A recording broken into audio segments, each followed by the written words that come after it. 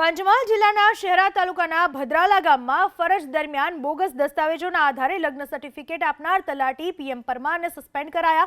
સમગ્ર કૌભાંડને લઈને તાલુકા વિકાસ અધિકારી શહેરા દ્વારા લગ્ન નોંધણીના તમામ દસ્તાવેજો કબજે લઈ તપાસ હાથ ધરવામાં આવી। સમગ્ર મામલાની ઊંડાણપૂર્વક તપાસ કરાતા ભદ્રાલા ગામ પંચાયતના તત્કાલીન તલાટી પી પરમાર દ્વારા વર્ષ 2023માં ફરજ દરમિયાન ગુજરાતની સાથે મધ્યપ્રદેશ, રાજસ્થાન, કેરાલા અને ઉત્તર પ્રદેશમાં દંપતીઓના અધૂરા દસ્તાવેજોના આધારે લગ્ન રજીસ્ટ્રેશન કરી લગ્નના સર્ટિફિકેટ આપવામાં આવ્યા હતા।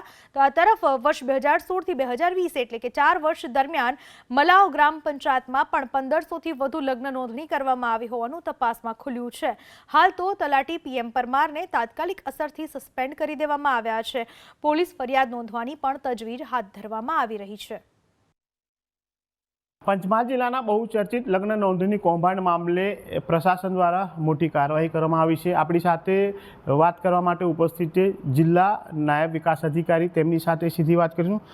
સર, આ મામલો કેટલો ગંભીર કહી શકાય અને જે તલાટી સામે શું પગલાં ભરવામાં આવ્યા? પીએમ પરમાર તલાટી કમ મંત્રી એની ફરજો દરમિયાન કુલ 2000થી ઉપર જેવા લગ્ન નોંધણી અત્યાર સુધીમાં કરવામાં આવેલ છે એવું અમારા પ્રાથમિક તપાસમાં આવ્યું છે। અત્યારે અમારી પ્રાથમિક તપાસ ચાલુ છે અને ગંભીર બેદરકારી લાગે છે અને ડોક્યુમેન્ટ કોઈ પૂરતા પ્રમાણમાં નથી। હવે પછી એમાં કસૂરવાર થઈ રહે અમે આગળ પોલીસ કાર્યવાહી સુધીની પગલાં લઈશું। હવે એ લગ્ન નોંધણીમાં એ અત્યાર સુધીમાં શું છે, બહારના લોકોના કોન્ટેક્ટ બધાનો અમે કરી રહ્યા છે અને એ લોકો લગભગ આપણા જિલ્લા સિવાયના લોકોના લગ્ન નોંધણી કરતા હતા, પણ હજી સુધી એનું અમે જે તપાસ કરશું, આગળ જે સત્ય ખુલશે એ પ્રમાણે આગળ વધશું। સર, રેકર્ડ તપાસ કરતાં શું હકીકત સામે આવી છે?